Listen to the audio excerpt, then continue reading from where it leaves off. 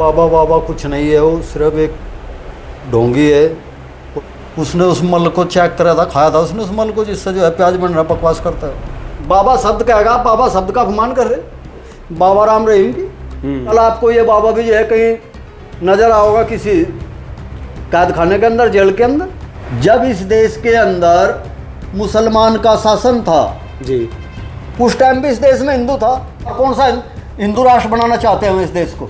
स्मृति के आधार पर, नफरत के आधार पर, ऊंच नीच के आधार पर जो है हिंदू राष्ट्र की व्यवस्था होगी, तो हम ऐसे हिंदू राष्ट्र को बनने नहीं देंगे। अंदर शास्त्री जैसे भीखमंगे लोगों को जो है हम इस देश को आग लगाने नहीं देंगे। हम लोगों ने 1822 से लेकर 1857 की क्रांति तक। दोस्तों नमस्कार, मैं अनिरुद्ध चौहान गांव गोहांड में आपका स्वागत करता हूं। हमारे देश में अनेकों संत पैदा हुए हैं। संत कबीर जी हों, गुरु नानक जी हों, तुलसीदास जी हों, मीराबाई जी हों, और भी बहुत सारे अनेक ऐसे संत पैदा हुए हैं जिन्होंने दुनिया को एक नई राह दिखाई। इसमें एक नाम और भी है, संत रविदास जी। वैसे तो हमारे देश में जातियों का असर इतना रहा है कि छोटी जाति, बड़ी जाति, अगड़ी जाति, पिछड़ी जाति को माना ही जा रहा है। लेकिन उस समय में, जिस समय रविदास जी पैदा हुए, उस समय अनेक प्रकार की दुविधाएं थी, अनेक प्रकार की समस्याएं थी, जिनकी वजह से आज उनका नाम है। और ऐसे ही आजकल एक बहुत क्रेज चल रहा है। एक बाबा जी हैं धीरेंद्र शास्त्री जी, जो बागेश्वर धाम चला रहे हैं। वो ऑस्ट्रेलिया घूमने गए हुए थे। गुच्ची का उन्होंने चश्मा पहन रखा है, दूसरी बहुत महंगी उन्होंने जैकेट पहन रखी है, और वो कह रहे हैं, वीडियो बनाकर कह रहे हैं कि मैं पहनूंगा। एक संत वो थे, एक समय गाना आया था बब्बू मान का, बड़ा वायरल गाना हुआ था, मैं गाने का नाम नहीं लूँगा यहाँ पे, कि उन्होंने उस गाने के माध्यम से कई संदेश दिए।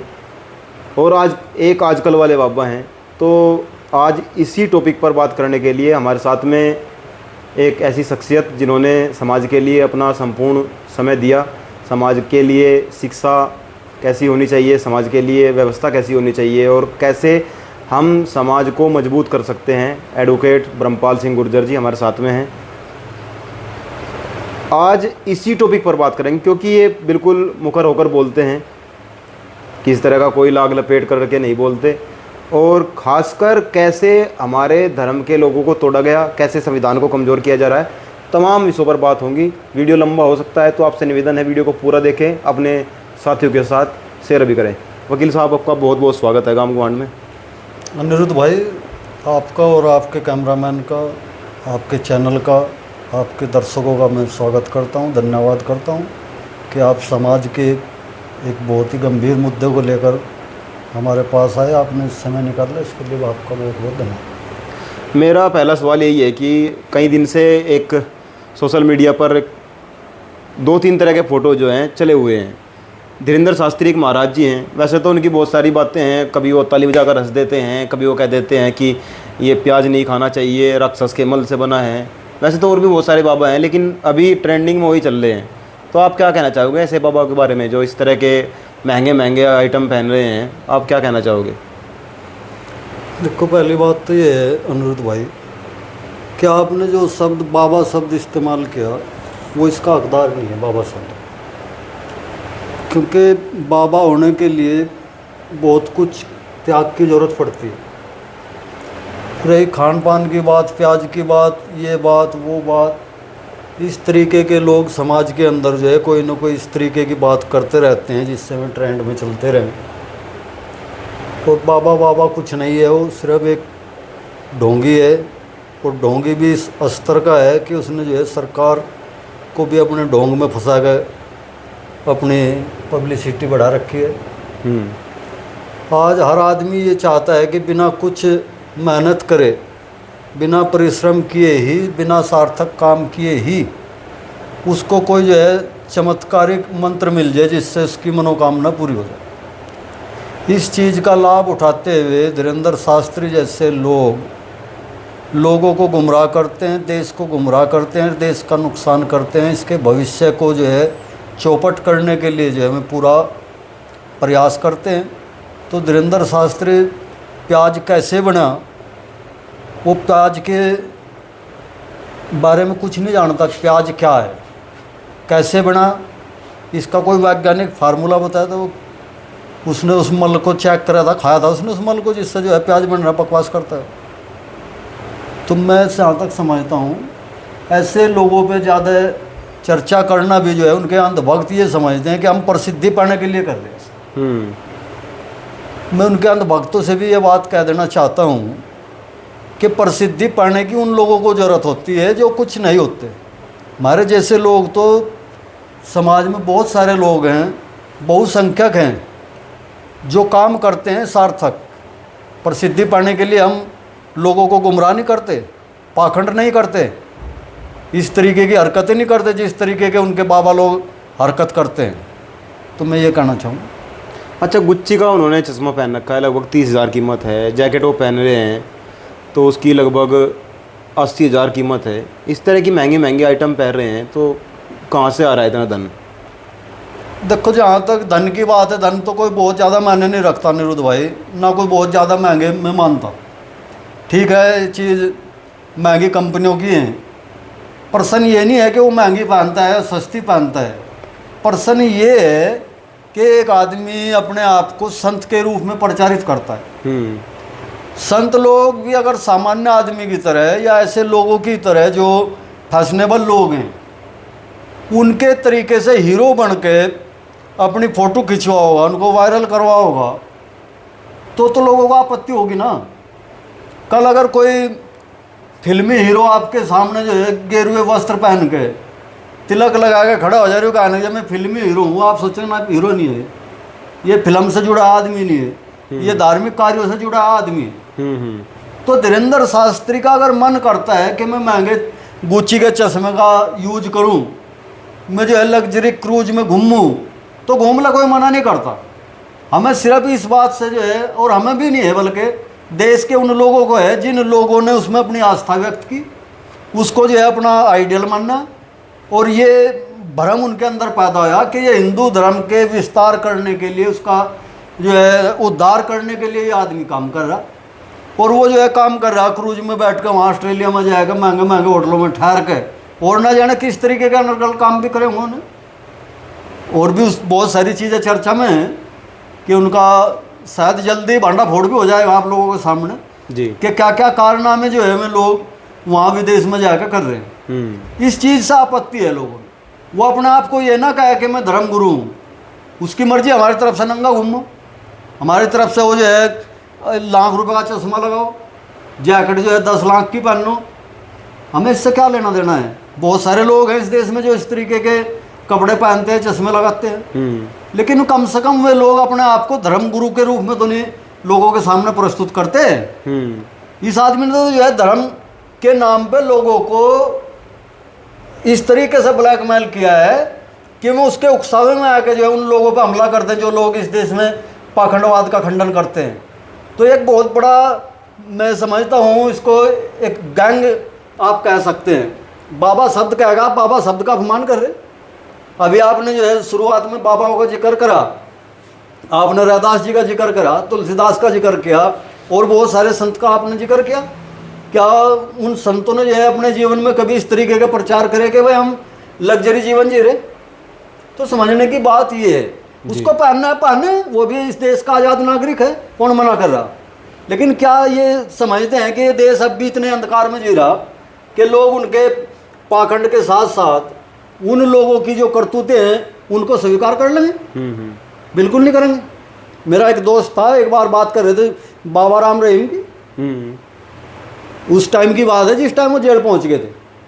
तो उसने कहा, दोस्त ने बताया, जो कर रहा था, हम रास्ते में थे गाड़ी में, कि मेरे दोस्त ने कहा कि आज मैं चांद देख रहा था, मैंने चांद में जो है महाराज जी को देखा। दूसरे दोस्त ने कहा देखा तो मैंने भी है। वो रो रो के ये कह रहा था कि अब की बार छुड़ा दो, दोबारा ऐसा नहीं करने का। तो ये सोचने की बात है जी जी अनिरुद्ध भाई जी। जब आदमी अंधा हो जाता है, उसे बादलों में अपनी प्रेमिकाएं देखनी शुरू हो जाए, बिल्कुल, सट्टे वाले ने अपना नंबर देखना शुरू हो जाए, कौन सा सट्टा लगेगा। तो इसी तरीके से इस देश के अंदर कुछ अंधे लोग हैं, कुछ लोगों को अंधा करने के लिए, जैसे दूसरे तीतर को, एक तीतर जो है अपनी आवाज़ निकाल के जाल में फंसवाता है ना, तो हमारे ही आसपास के लोग, हमारे ही समाज के लोग इतने धूर्त और नालायक लोग हैं कि वे अंधभक्ति का नाटक करते हैं ताकि नए बच्चे, नए लोग, वे लोग जिनका मन अंदर से बहुत साफ है, उनके इस बहकावे में आकर जो है उस ट्रैक पे चलना शुरू हो जाए जिस ट्रैक पे जो है मैं गुलाम बन सकते हूँ। तो ये इस तरीके के काम करते हैं। कल आपको ये बाबा भी जो है कहीं नज़र आओगा किसी कैद खाने के अंदर, जेल के अंदर। इसमें ज़्यादा समय लगने वाला नहीं, मुझे इस बात के कहने में कोई संकोच नहीं है। तो वो तो कह रहे हैं कि मैं तो सनातन को जगाने आया हूँ, सनातन युवक को जगाने आया हूँ, सनातनी सारे इकट्ठे हो जाओ, हिंदू राष्ट्र होना चाहिए। नहीं, क्या करना चाहें मैं हिंदू राष्ट्र, क्या परिभाषा बता देंगे मैं हिंदू राष्ट्र की? धीरेंद्र शास्त्री को बताना चाहिए, आप लोगों ने पूछना चाहिए धीरेंद्र शास्त्री से जाकर कि उनके हिंदू राष्ट्र की क्या परिभाषा है, क्या परिवर्तन, क्या चेंज होंगे हिंदू राष्ट्र बनने पे, किस हिंदू राष्ट्र की परिकल्पना है जो उनके पास, जिसके लिए वे लोगों को उकसावे में लेते हैं। क्या आज ये हिंदू राष्ट्र नहीं है? जब इस देश की बहुसंख्यक आबादी हिंदू है तो इसको हिंदू राष्ट्र बनाने के लिए क्या करेंगे? यहाँ का जो दूसरे धर्म के लोग हैं, या तो आप उनके लिए ऐसा कार्य करें कि संपूर्ण रूप से मैं आप कि हिंदू धर्म की धारणा को एक्सेप्ट कर लें, जबकि छोड़ के जा रहे लोग हिंदू धर्म से।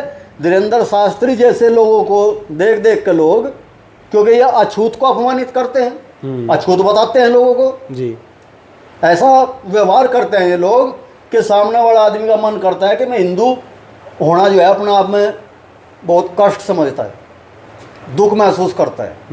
तो क्या काम कर रहा है धीरेंद्र शास्त्री जिससे जो है ये हिंदू राष्ट्र बन जाएगा? बल्कि ये हिंदुओं को इस तरीके से उकसा रहे हैं ये लोग कि पूरे वर्ल्ड के अंदर जो है अपने आप को हिंदू कहने में भी लोगों को शर्म महसूस होनी शुरू हुई। मुसलमान के प्रति नफरत फैलाना हिंदू राष्ट्र नहीं हो सकता।